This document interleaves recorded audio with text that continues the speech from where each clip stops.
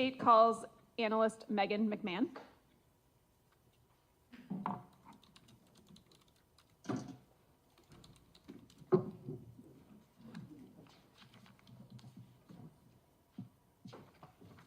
Do you solemnly swear that the testimony you give in this matter will be the truth, the whole truth, and nothing but the truth, so help you God? I do. You could please be seated, state and spell your name for the record. My name is Megan McMahon. My first name is M-E-G-H-A-N-N. My last name is M-C-M-A-H-O-N. How are you employed? I'm employed as a trace evidence analyst at the State Crime Lab in Milwaukee. What does that mean? So trace evidence encompasses a variety of types of evidence submitted. It can include the analysis of glass, fibers, paint, general unknowns, and in this case, I analyzed evidence submitted for fire debris as well as physical fit. What is physical fit? Physical fit is the analysis of items that are broken to determine if they could fit together to form one contiguous piece. Can you describe what your training, experience, and education is that allows you to work in this capacity? So I have a Bachelor's of Science in Spanish from the University of Wisconsin-Madison, and I have a Master's of Science in Forensic Science from John Jay College of Criminal Justice. In addition to my education at the laboratory, I completed an in-house training program for both fire debris and physical fit. In general, those training programs encompass readings, lectures, hands-on exercises, and culminate in what is called a competency test, which is essentially a mock case. How long have you worked in your capacity at the crime lab? I've been at the lab in Milwaukee since 2015.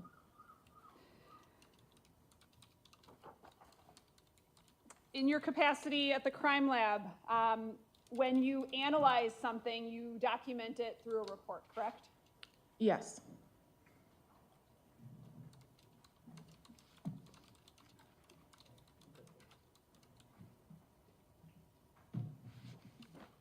Showing you what's been marked exhibit number 438. Can you identify what that is? Exhibit 438 is a copy of the laboratory report that I issued on May 16th, 2024 for laboratory case R24-952. I'd ask that exhibit 438 be received. Any objection? No. It's received. And what does that report document? So this report is a report of my analysis for item BD that was submitted to the laboratory for fire debris analysis. What was item BD? Item BD was one sealed paper bag that contained one gallon can that had burned debris in it that was reportedly recovered from a vehicle. The number or lettering system, BD, is that how your lab keeps track of things? Yes, when evidence is submitted to the laboratory, it's given a laboratory item designator. So we start at A and continue on until all the evidence for a case has been submitted. Handing you what's been previously received as exhibit number 52. What is that?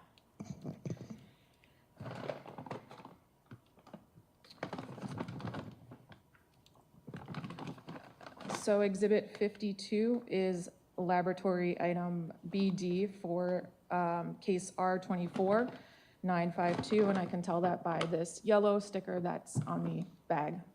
So exhibit number 52 is the item that you analyzed and subsequently documented that analysis in report with the exhibit 438 sticker on it. That is correct. Okay.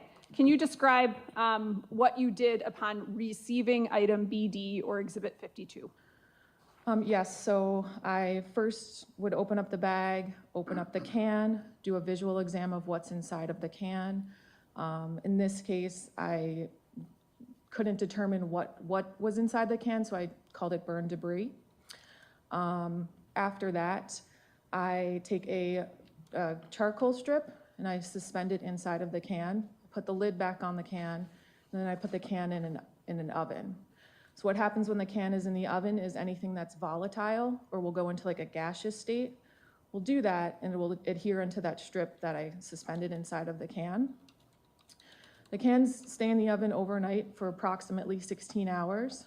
After the 16 hours is up, I take the can out of the oven, I take the strip out of the can, and I put the strip into a small vial.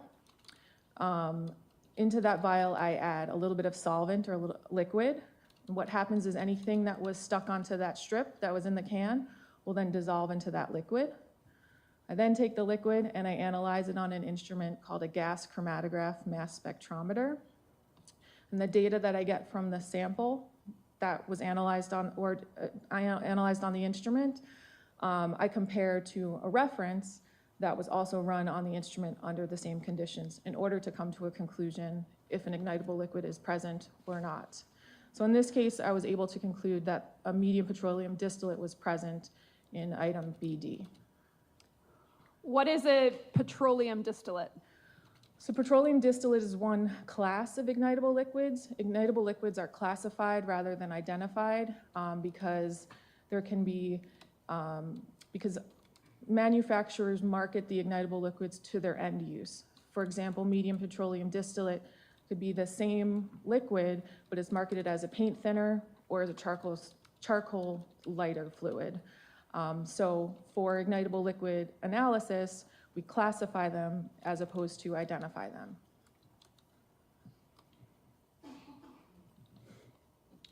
Are there other classifications of petroleum distillates? There are light, medium, and heavy petroleum distillates. What are some examples of a light petroleum distillate? A light petroleum distillate could be charcoal lighter fluid. It could be say like a lighter fluid that you would use to light a cigarette.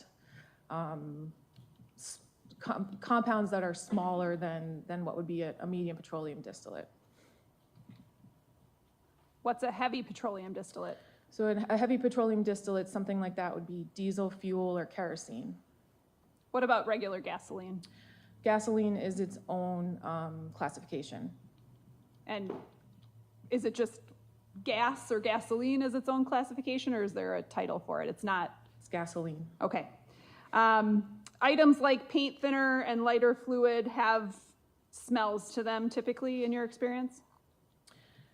I would say that petroleum distillates have a smell. I don't know what, in general, when I receive liquid as an item of evidence, I don't know where it's coming from, so I couldn't tell you if it was a paint thinner or a charcoal lighter fluid, but it does have a smell.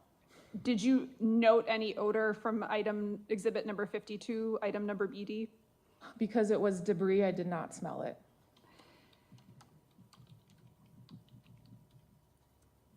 Petroleum distillates, including medium petroleum distillates, are ignitable liquids, correct? Yes. And what would ignite a liquid such as a medium petroleum distillate? A flame? Okay, a flame from anywhere? Yes. Okay, so a flame from a match? A match, a lighter.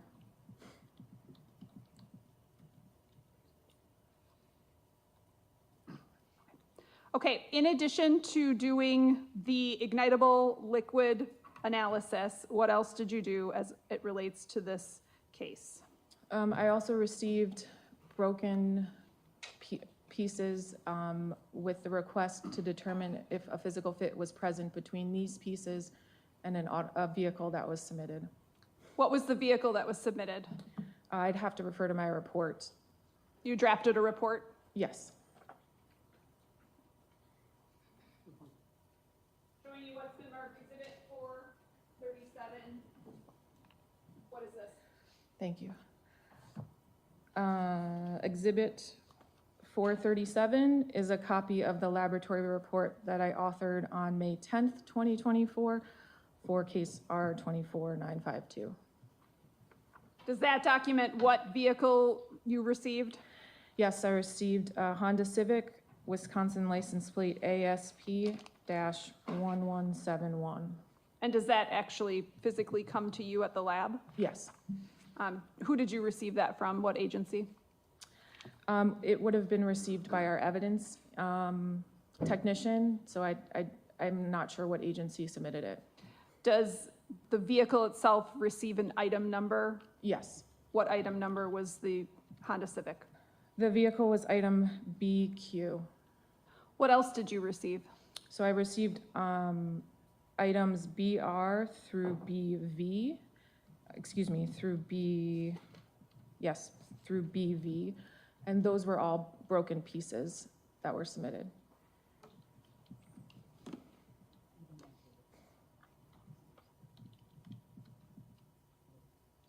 I'd ask that Exhibit 437 be received. Any objection? No. 437's received.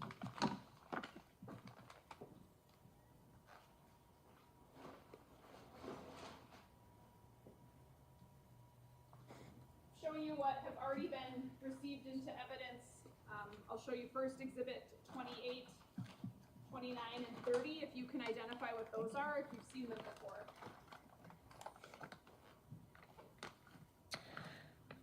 So Exhibit 28 is item BR for case R24952, and again, it has the yellow label that's put on at the laboratory.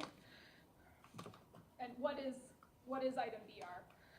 Item BR was a broken mirror that was submitted. Exhibit 29 is item BS for laboratory case R24952, and item BS was a piece of broken black plastic. And then Exhibit 30 was received as laboratory item BT for case R24952. There were 5 pieces of broken black plastic that are inside here. So when I did my analysis, I sub-designated them as items BT1 through BT5. And what about Exhibits 31 and 32?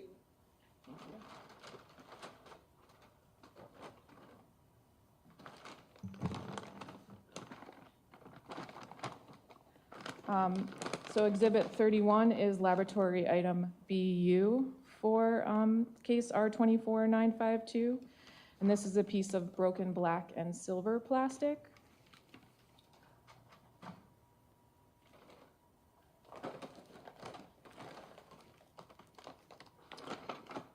And then Exhibit 32 is item BV for case R24952.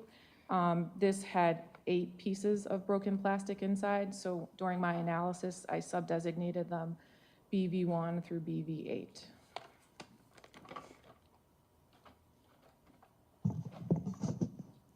Why don't you start with item BR and walk us through what your analysis entailed?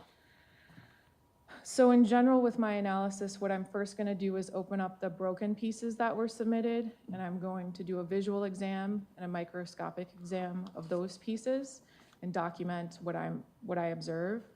Then, if there are any of those pieces that look like they would fit together to each other, I would do that physical fit at that time. After I'm done with all of that, then I took all of the pieces and I went to the vehicle, which is in a different part of the laboratory, and I attempted to do a physical fit from the pieces to the vehicle. So there were 3 pieces that I was able to physically fit back to the vehicle. And just as a preliminary question, to physically fit something together, does an item have to be broken? Yes. So if a piece of a car falls off but isn't broken, can you conclusively say that it comes from that car? No. So in general, that conclusion might be something like detached but not broken from the vehicle. There might not be anything broken for a physical fit analysis to be attempted. So it's fair to say that you're looking at how an item fragments when it's broken? I'm comparing broken pieces to broken areas on the vehicle. Okay, you said that there were 3 items that you were able to fit. Yes. What were those? So I was able to fit item BT3, which was broken black plastic to the vehicle, the front grille area. I was able to fit item BS, which was a broken piece of the license plate holder to the license plate holder that was on the vehicle. And then item BU, which was broken black and silver plastic to the passenger side fog light area on the vehicle. What about the other items?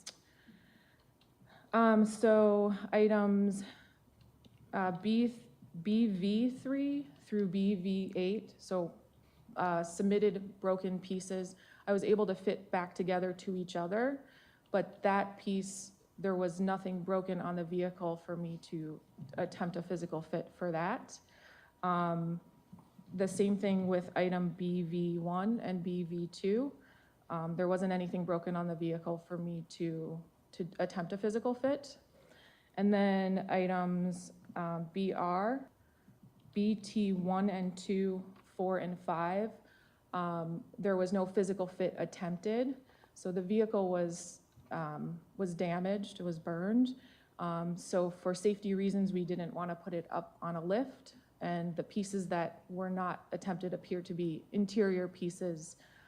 So there was no more analysis done.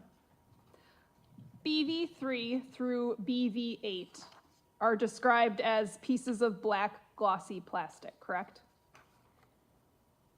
Yes. And correct me if I'm wrong, but your findings were that all of those pieces fit together, correct? Yes. On the Honda Civic, item BQ, was there a part that was missing in the area where those items BV3 and BV8 would have fit? So I was able to use that conclusion, detached but not broken, for the one contiguous piece that BV3 through BV8 formed. But again, there wasn't anything broken on the vehicle for me to do a physical fit for that. Was there an area of the Honda Civic that was missing a piece consistent with what you put together for BV3 through BV8?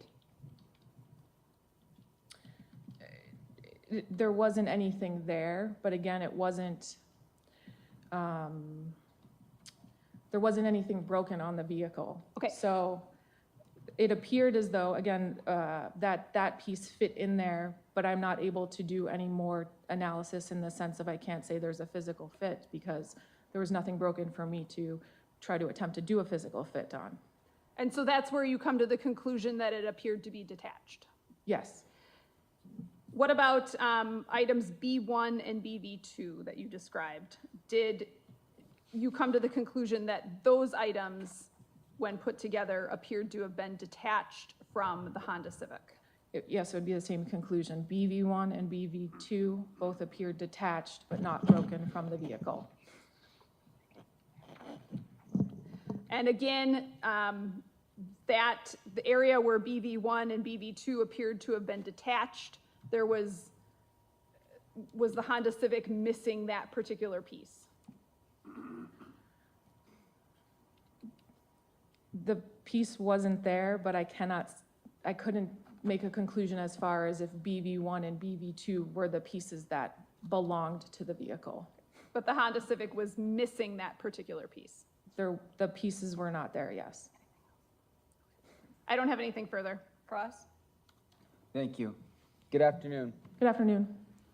So one part of your role in this investigation was to test some burn materials, correct? Yes. And did they arrive to you in like the big gallon bucket or 5-gallon bucket? They arrived in a gallon can that was in this paper bag. Okay. And when you're doing your testing, you're doing it at your lab, correct? Yes. And you said you didn't like smell the odor of the fragments or the burn materials, correct? Because you do like some sort of testing and you're able to determine that there's a petroleum distillate, correct? In general, the only items that would be smelled would be liquids that are submitted. So because this was burn debris, I did not smell it. But you have like instruments that tell you that it's petroleum distillate, correct? Yes, the gas chromatograph-mass spectrometer. And can that determine whether something has like, I think they said a light, a medium? Yes, Okay.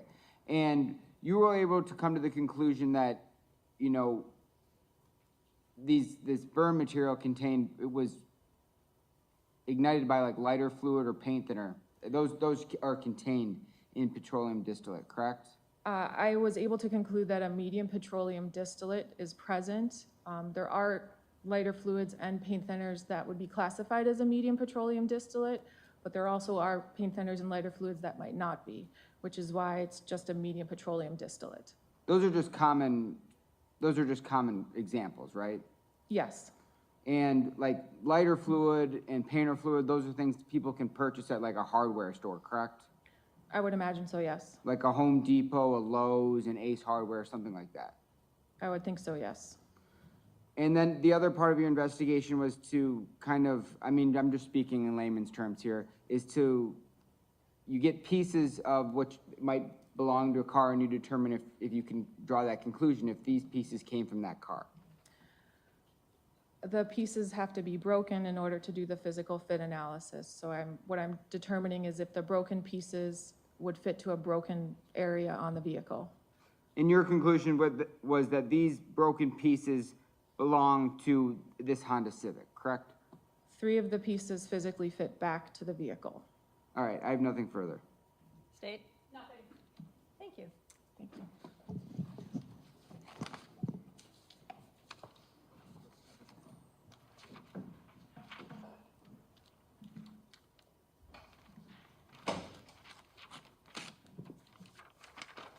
He would then recall Detective Donner.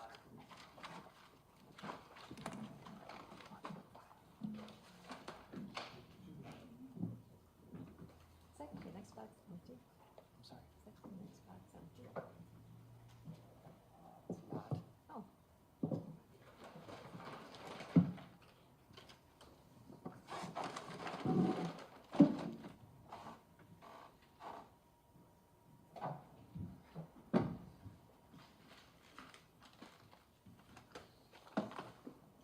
We have a different court reporter, so we're gonna re-swear you. Oh, sure. Do you solemnly swear that the testimony you give in this matter will be the truth, the whole truth, and nothing but the truth, so help you God? I do. You can please be seated, restate, and respell your name for the record.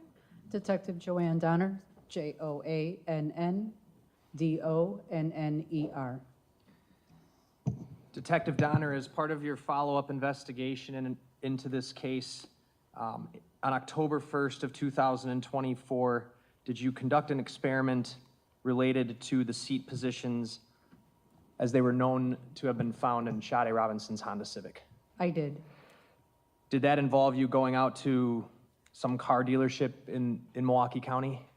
It actually was in Waukesha County, Menominee Falls. Okay. And tell us what the purpose of that experiment was.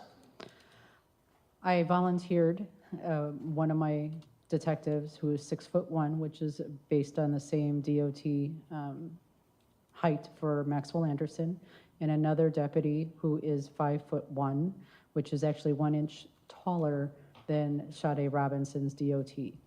I couldn't find anybody that was 5 foot, so she would have to do. What I did was then go out to the dealership and found a 2020 Honda Civic, same model and make of her car, same year, and positioned the seat according to those that you saw in the arson photos. Then I was able to place Deputy Balsamo into the seat to see if that was a comfortable position for her to drive in, or if it would work better for Detective Blanchard. In going to the dealership or dealerships, if you will, at some point were you able to determine what the value of a 2020 Honda Civic is? Yes, the average value is approximately $20,000. All right, so you took a deputy who was 5'1" and a deputy who was 6'1", Correct. and did you take pictures of this experiment? I did. I'm gonna show you exhibits 90 through 108. Yeah. Tell me the numbers one more time. 90 through 108. Thank you. Are those the photos from the experiment? They are. Okay. Move 90 through 108 in. Any objection? No. Received. I asked to publish, not all of them, but a few. Go ahead.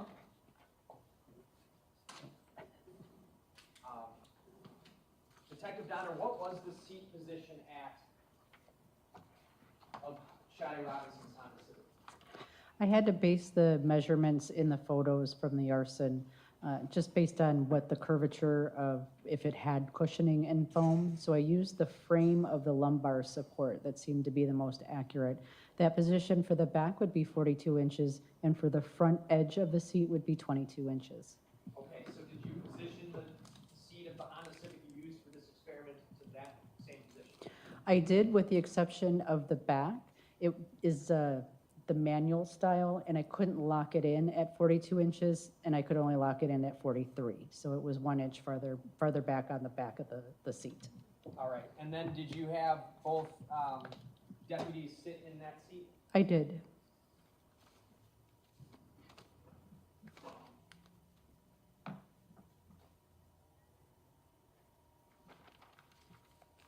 For starters, these are the two people you used, right? That's correct. The one on the right actually testified in this trial. Correct. Okay. And then could you show me the picture of the, you pick out the picture of each of them sitting in the seat when it was at the distance of Sade's car, when Sade's car was recovered? I took several photos showing the arm extension and also the feet towards the foot pedals. I'm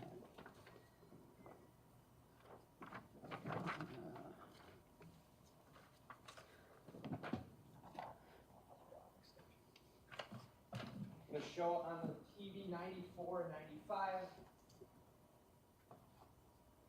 When you had the 5'1" deputy sit in the chair, were her feet able to touch the pedals? No, they were not.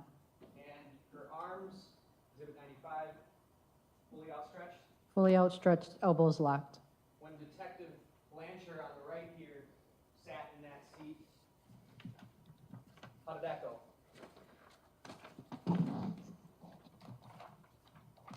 Much better. 97, feet reached the pedals comfortably Yes, they did. and sat in the chair comfortably. Correct. Looks relaxed. Yes. Did you then have, what was her name again? Balsamo. Can you spell it for the record? I sure can. It's Balsamo. Did you have Deputy Balsamo adjust the seat to a position where she felt comfortable? I did. And did you have Detective Blanchard sit in that seat? I did. Can you show us what that looked like?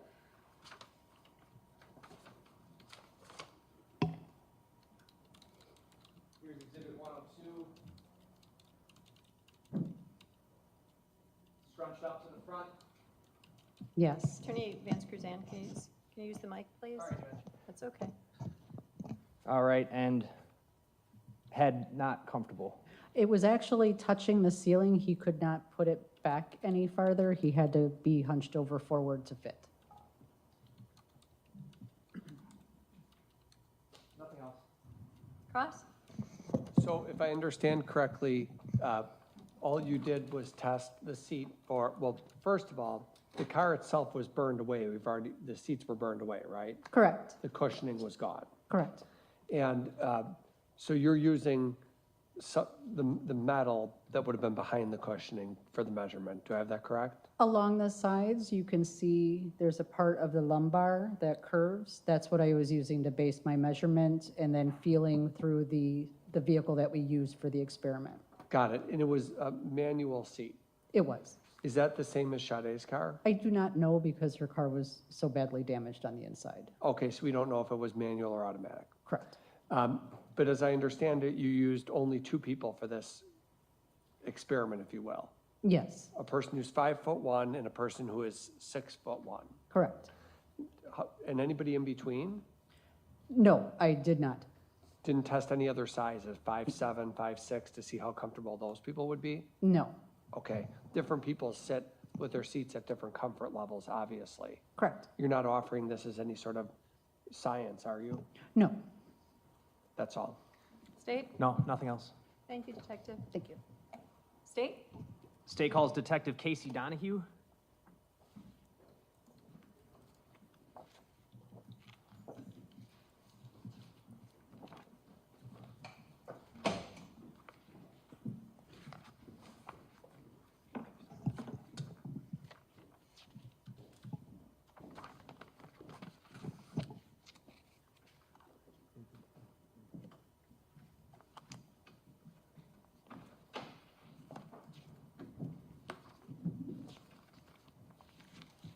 Do you solemnly swear that the testimony you give in this matter will be the truth, the whole truth, and nothing but the truth, so help you God? Yes, I do. You can please be seated, state and spell your name for the record. My name is Casey Donahue, Casey Donahue.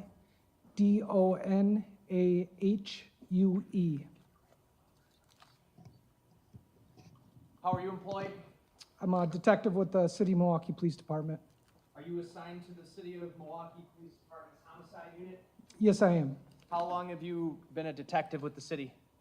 I've been a detective for over 4 years, and I've been with the Homicide Division since June of 2022.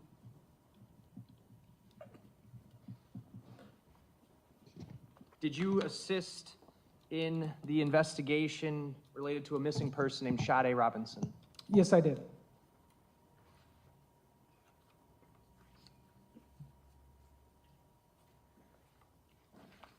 And when your department, the Milwaukee Police Department, became involved in the investigation, had you come to learn that her car was set on fire near the intersection of 30th and Lisbon?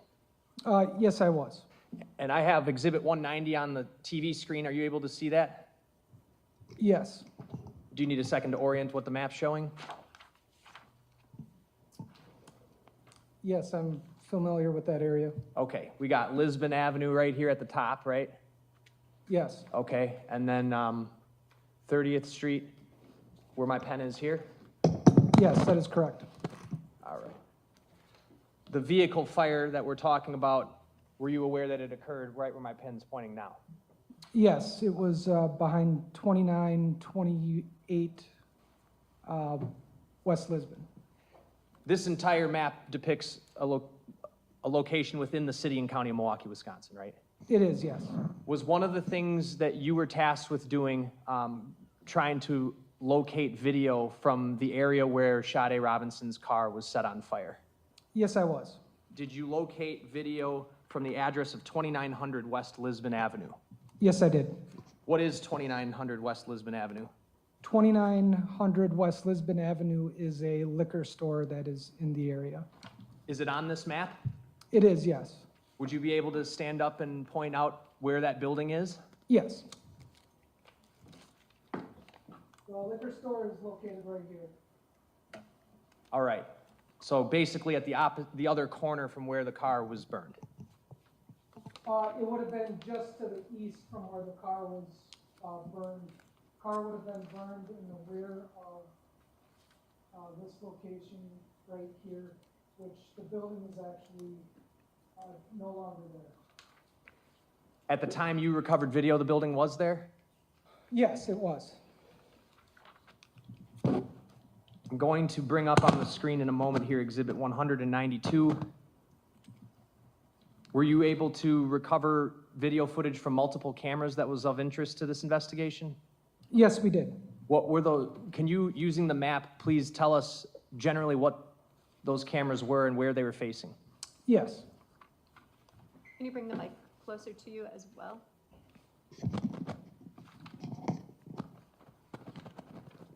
Thank you, Detective.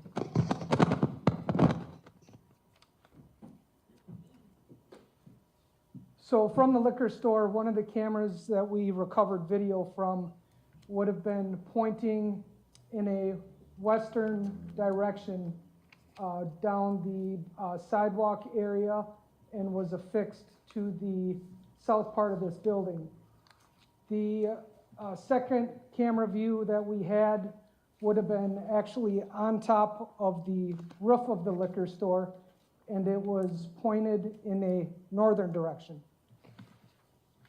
Basically pointed off the map here. Yes.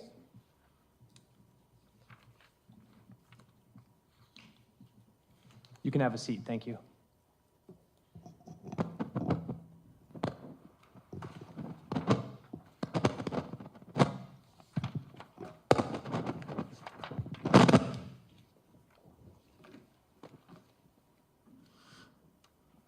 This video, did it have audio? It did, yes.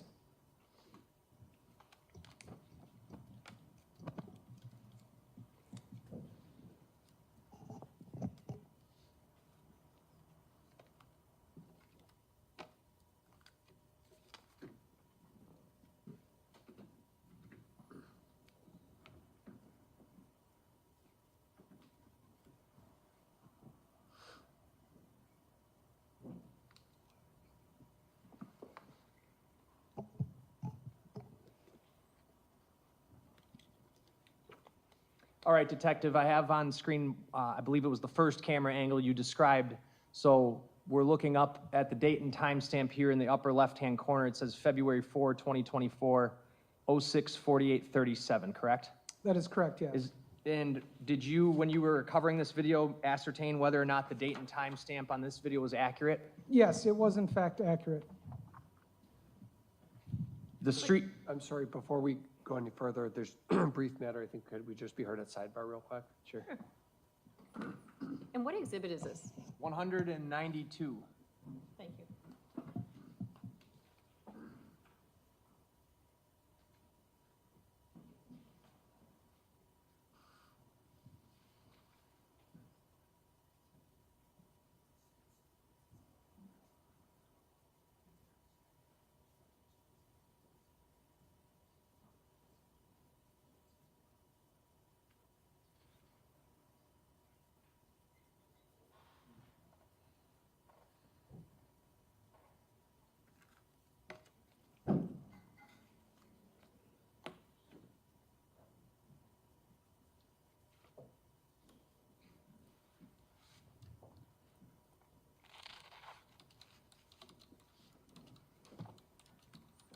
State, please proceed. Thank you. The purpose of reviewing this video is to see if you could find anything about how Miss Robinson's car was set on fire. Yes, and if I could just clarify one thing quick. Sure. So if you notice the date in the top left-hand corner, it is going to appear in what I consider like European date. So it's gonna have the day, then the month, and then the year. Thank you for clarifying that. I'm going to advance the first video I have up, and for the record, the video title is extremely long. It starts with D2 and ends in 1900, and it's on the disc that's marked Exhibit 194. Sorry, 192.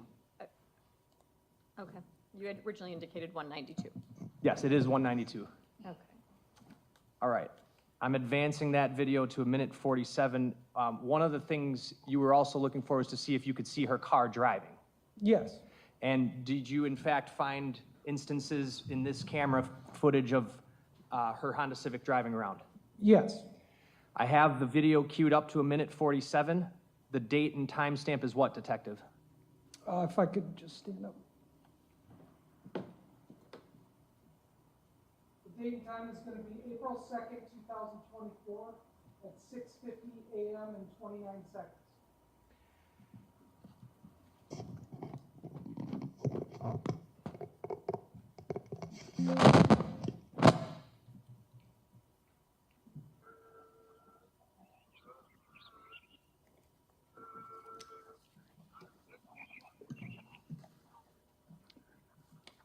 What do you see? If you notice towards the top of the screen, you're gonna see a vehicle that appears to be Sade Robinson's vehicle.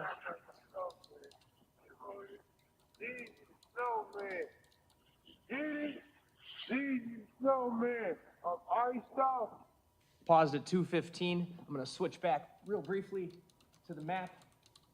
What we just watched was that vehicle which appeared consistent with a Honda Civic, right? Yes, It traveled northbound on 30th Street through the intersection right here of Lisbon, correct? yes, that is correct. That's what we just watched. Yes, And in a little bit, if we get there today, did you also recover a video coming from where that car came from? yes.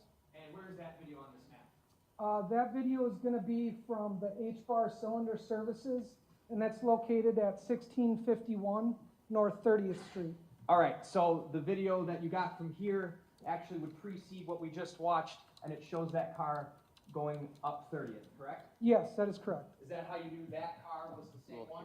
Yes, and also there's identifiable features on the car, more specifically damage, that we were able to determine that that was in fact Sade Robinson's vehicle. And related to all of this, where is the 31st and Galena playground? That is going to be located right here at approximately 1650 North 31st Street. And that's going to be between the streets of Walnut, and then to the south is going to be Galena. Going back to the video.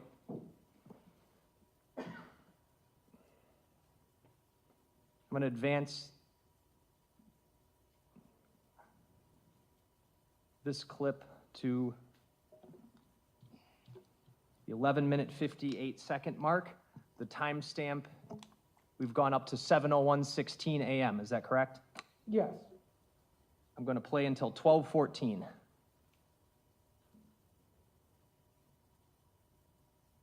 Oh, turn the volume off, sorry.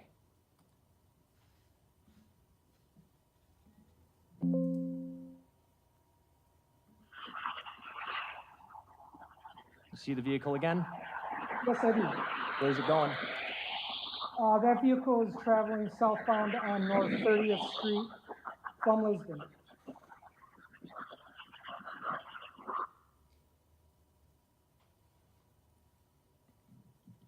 I'm going to shift to the next video.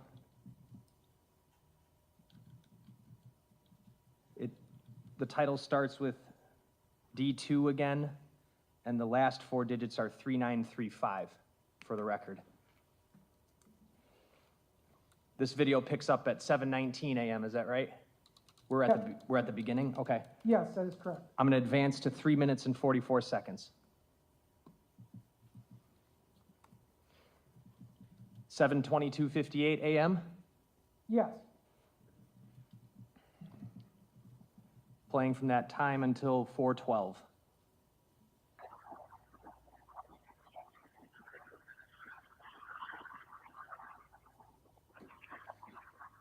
And in the upper right, you see the vehicle pull off of 31st Street. Yes.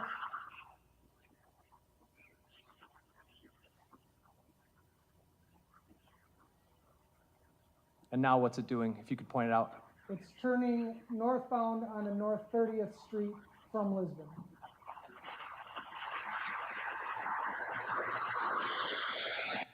Paused at 4:14.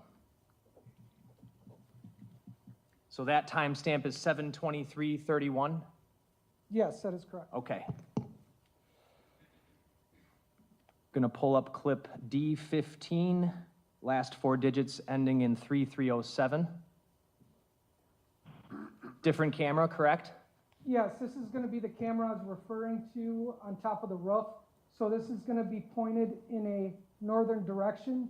It does capture what is an L-shaped alley behind the address where the vehicle fire was located. All right, so off to the left side of this screen is where that alley entrance would be, and you're telling me you can't get out onto this street that's on the right? Not from there. This portion of the alley goes east to west and then turns to the north-south. Point So out. it's shaped as an L, which you can see would be like this. So the alley comes here, and you have to turn to go north. I'm going to advance this video to 3 minutes and 3 seconds. The timestamp on this clip is actually in the lower right, and what time do we have? This is gonna be 7:23 and 34 seconds. What are we gonna be looking for here, Detective? So you'll notice Sade's vehicle will pull up right down here and then conducts something like a Y-turn to go back in the other direction. That other direction being where it would eventually be lit on fire. That is correct, yes. I'm gonna zoom in just to the left side of the video. Oh, never mind, I have it on my computer. I gotta check. Yeah. And I'm gonna play until 4:24.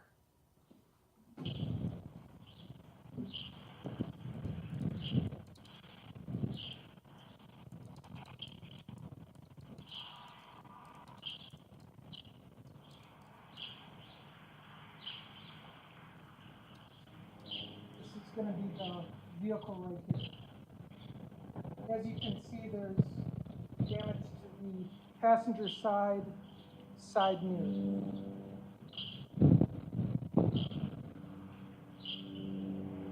It's hanging off. Okay, hanging low, Yes, it's like, playing it again at 3:35. it's almost like it's dangling, just attached by wiring.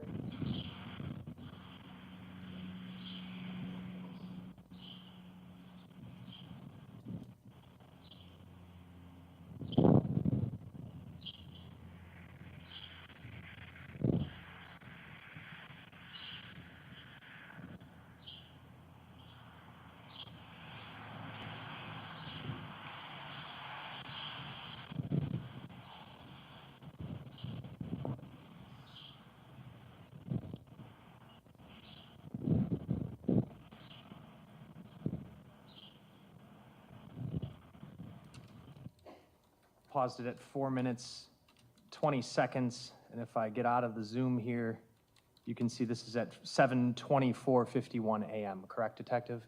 Yes, that is correct. And the vehicle kind of, once it does that turn, very slowly kind of creeps forward, is that fair? Yes, and it goes out of camera view. I'm gonna go back to D2 ending in 3935 and cue the video up to 9 minutes and 49 seconds.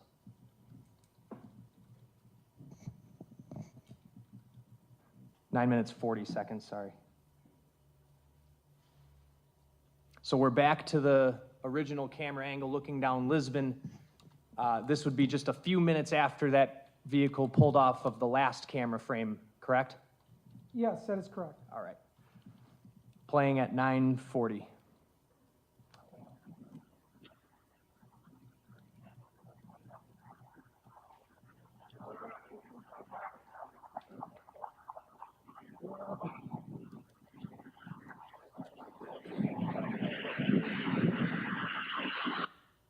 Paused at 9:56. Did two individuals just enter the frame from the bottom? Yes, these two right here. Okay, one of them has a LeBron James jacket on, correct? Yes, And the other holding a large umbrella. yes, that is correct. Are you gonna see them do anything in the upcoming clip? Yes, when they get to approximately right here on the sidewalk, you will see them react to something that's happening over here. And at that same time, you're gonna see a subject wearing dark clothing with a tan camouflage backpack. He's gonna then cross the street as a city bus is passing him. Heading south, the person with the backpack? The person in the backpack is crossing in a southwest direction, and the bus is traveling westbound. I'm gonna play until 11:51.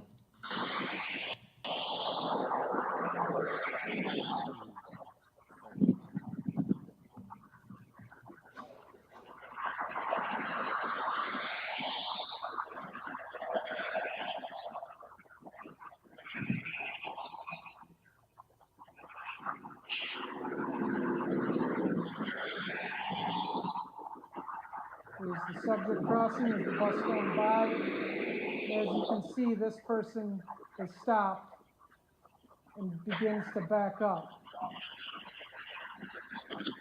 And you see the other subject up here begins to run backwards, or run back where she came from.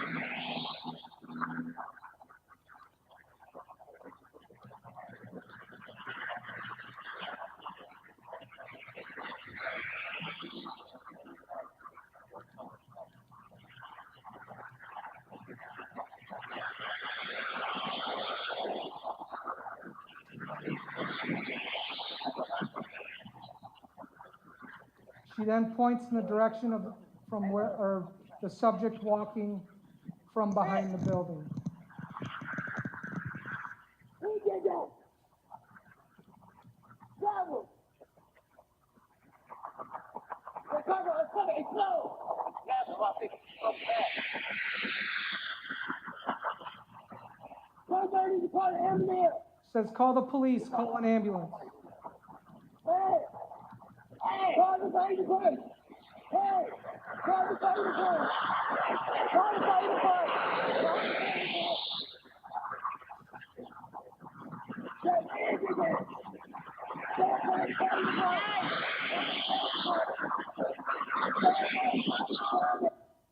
Paused at 11:51. I want to go back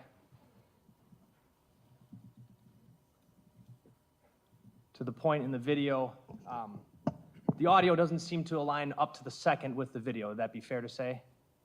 Yes, that's fair to say. But you can hear the words she is yelling, at least when you listen to this? Yes, you can hear her say. I'm going to object to him testifying to what another witness said. I'm asking him what he hears. And he's already testified to some of it. I think he's able to provide his opinion as to what it is, but the jurors should pay close attention to what they hear. I'm going to play it again from 10:40. And actually, I'm going to go back even before that. All right, I have it at 10:30. That subject who walked out from the right side, just to be very clear, right around the corner of this building up here, that's where her car was set on fire, correct? Yes, that is correct. And between the building that this camera is on and the building on the opposite corner, there's just a vacant field there. Yes, so there's this vacant field, and then there's two buildings prior to the corner. The car is behind the two buildings at the corner, right? It is, it's behind the building further east.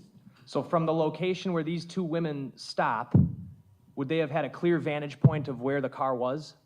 Yes, you can see right through to it's like a rear parking slab behind this building. The subject who walks out from there, he crosses Lisbon, correct? Yes, What street does he go down? he then I'm going to goes, object to the gender being used at this point. I think, what, I'm going to sustain the objection, ask you to rephrase your question. thank you. The subject who walks out from the side there, what direction does that subject go? the subject goes southbound on North 30th Street. And going back to that other camera we're talking about, down 30th Street that you also recovered that we'll watch, are you able to pick up that subject when he gets to the intersection of 30th and Walnut? Yes, so 1651 North 30th Street is going to be on the southwest corner of Walnut and North 30th Street. All right, back to this video. I'm going to pick it up from 10:10. Is there a way to turn it up at all? I'm sorry? Can you turn it up Up? louder? I can.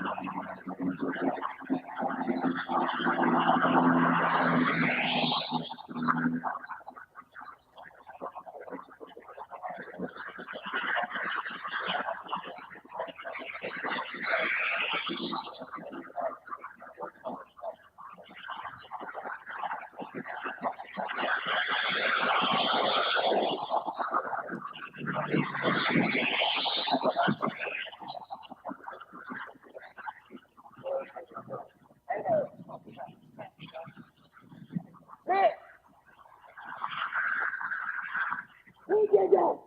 He did that. Travel. The cover is coming. It's slow. That's what I think. Somebody needs to call the engineer. Hey! Hey! Call the fire department. Hey! Call the fire department. Call the fire department. Pause at 11:39. What did you hear her yelling after that? After you heard he did that. Then she's saying to call the police, call the ambulance. And where does she point? She points in the direction where the subject walks off to, and she's pointing to where the vehicle fire was located. Or in a westbound direction.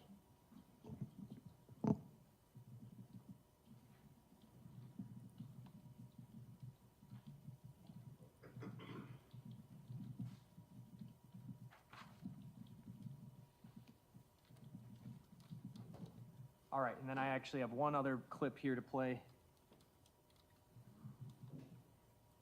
So the time where she's yelling, that's about 7:31:33, right? Up at the top left here? Sorry. Yes. Okay. 7:31 and 33 seconds. All right, I'm going to advance the video to 7:35:34 and play from there.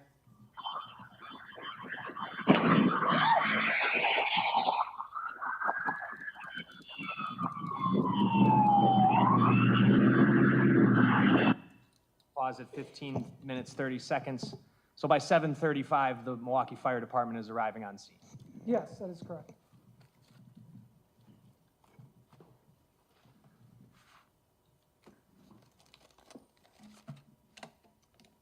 Now I'm going to show you what's marked as Exhibit 193.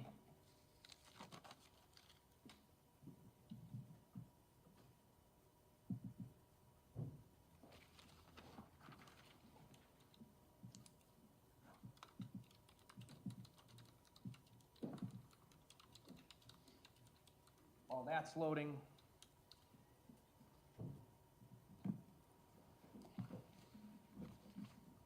I've got the map up here. And just to be very clear, the subject who walked across Lisbon Avenue would have came out on this side of the building, right? Yes. All right, and then he walks across Lisbon and heads down 30th Street here. Is that fair to say? Yes, that is correct. And does the video you got from this business or whatever this is pick up that same person walking? Yes, it does. Where does that person walk from and towards that we're about to see? The person is on the east sidewalk of North 30th Street, and then he'll cross North 30th Street westbound on the north sidewalk. On Walnut. Correct.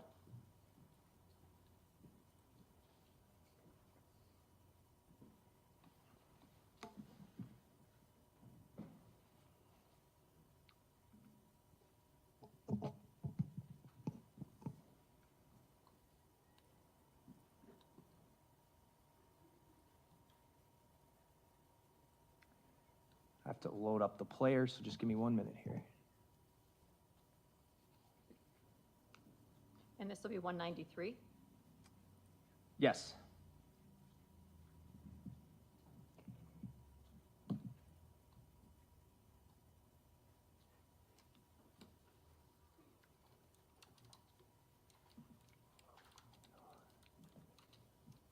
All right.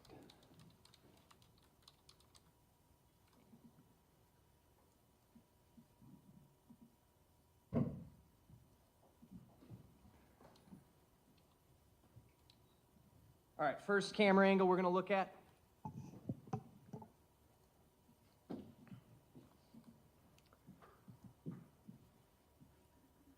So this camera angle is pointed in a west-northwest direction, and it's going to capture West Walnut, and this is going to be the north sidewalk of West Walnut.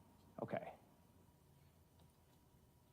and the date and time stamp up here on the upper right corner, April 2nd, 2024, 6:50 a.m.? Yes, that is correct. Was that determined to be an accurate date and time stamp for this video? Yes, it was. I believe it may have been 30 seconds off, but it was approximately the correct time. All right, and I'm playing it from 6:50, I think it was 05. Bless you. So that's Walnut Street right there, That is correct, yes. and there's a vehicle coming. Yes, as you can see, that's going to be Sade Robinson's Honda Civic, and we know that because of the damaged mirror that's hanging off of the vehicle. That I'm circling with my mouse right here? Yes, All right, so 6:50 a.m., the car is appearing, and this is what? What is this area over here? Is that the playground? no, so this area is going to be like a wooded area. It then goes down to a set of train tracks that cuts through the city. And this right here is going to be a bridge that goes over the train tracks. And then the playground is located directly on the other side of that, just to the south. That playground in that area, would you later be involved in recovering human remains from there? Yes, I was. Playing from 6:50:26. And it's off camera by 6:50:29. I'm gonna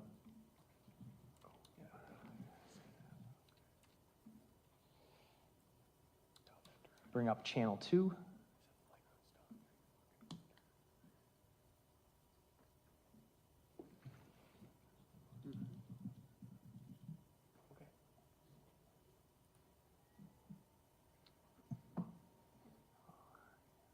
Give me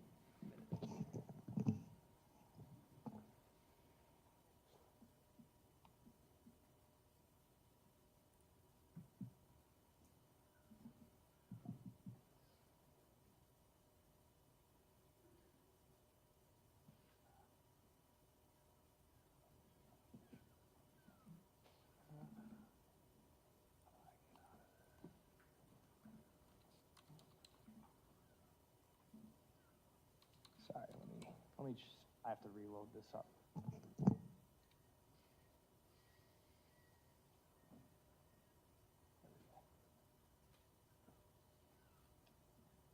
All right, I'm gonna bring channel 2 forward to that same time period, 6:50. Where does this camera pick up as to where the other one left off? So the other one was pointed in a more western direction. This covers more of a panorama view and shows north and west. So this is going to be the intersection of North 30th Street and West Walnut. And this is the bridge that I was referring to, that the train tracks go underneath. The car we watched in the last clip that was coming eastbound, is it gonna then appear on this camera? Yes, it will. Playing at 6:50:18.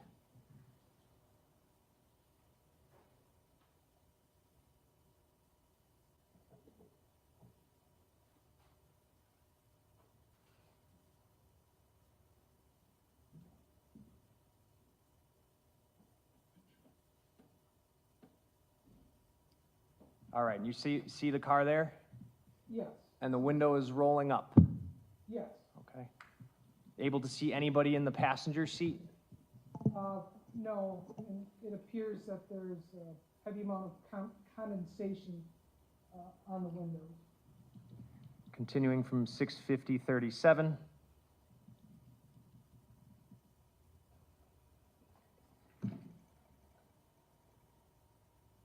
The vehicle makes a northbound turn onto 30th Street, correct?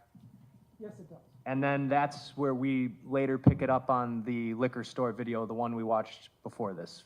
Fair to say? Yes. Okay.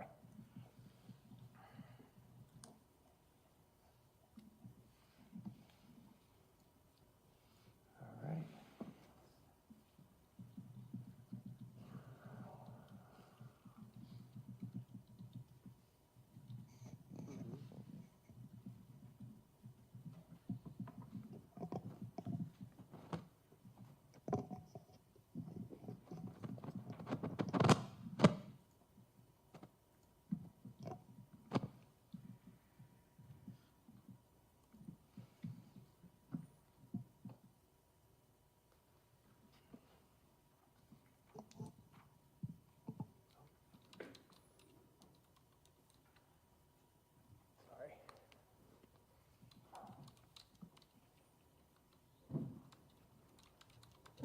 All right, same camera. We've now advanced to 7:30 a.m. And from the Lisbon Avenue camera that we watched previously, what do we know happened around 7:30 a.m.? 7:30 a.m. is where you see the subject that is coming from the vacant field area and crossing Lisbon towards North 30th Street and continuing to walk southbound. Do you pick him up on this camera? Yes, you'll see him. He's going to be walking southbound on the east sidewalk. Playing. I'm going to advance the video to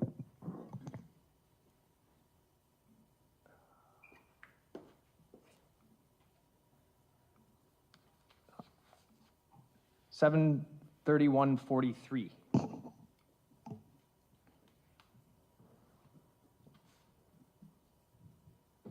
All right, so that's not the same subject that I'm circling with my mouse here, correct?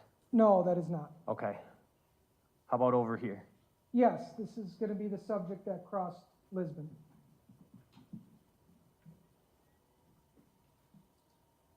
As you can see, he's carrying a very large backpack. What race does he appear to be? He appears to be a white male.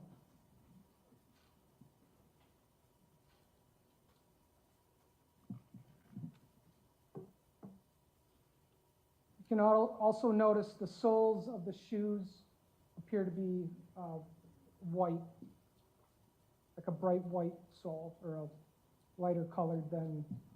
All right, the, I have it paused at 7:32:33 a.m. Just going to zoom in on him. The soles, you're talking about the shoes down here, correct? Yes, that is correct. Dark pants. Yes, How about the top? it appears to be a dark hooded sweatshirt or zip-up jacket. And large backpack. Yes.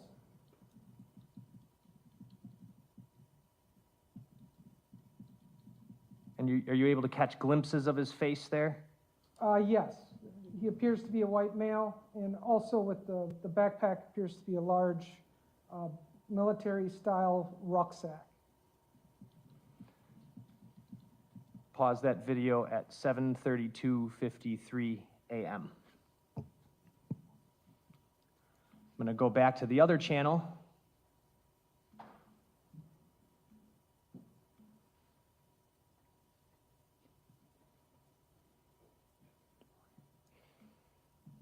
And cue that video up to 7:33:22.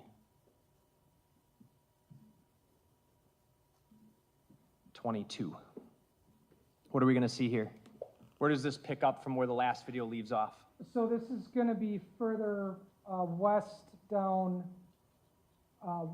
West Walnut, and it will take us further down the sidewalk area. I'm going to play from 7:33:22 a.m.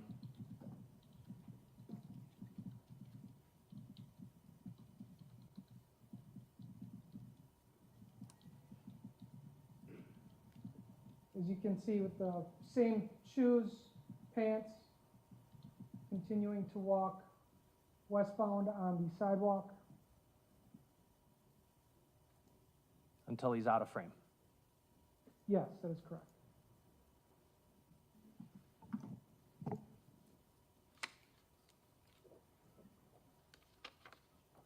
Judge, this might be a good stopping point.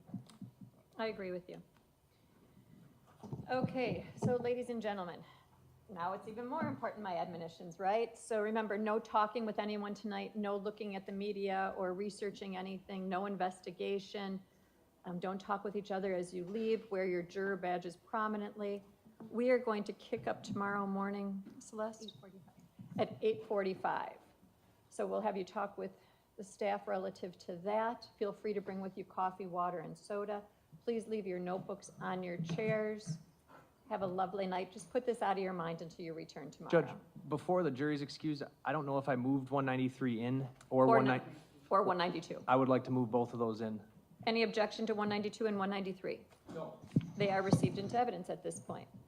Okay, have a lovely evening. We'll see you back in the morning. Leave your notebooks on your chairs, please. It's supposed to be warm tomorrow, and I want to warn you, my courtroom quite often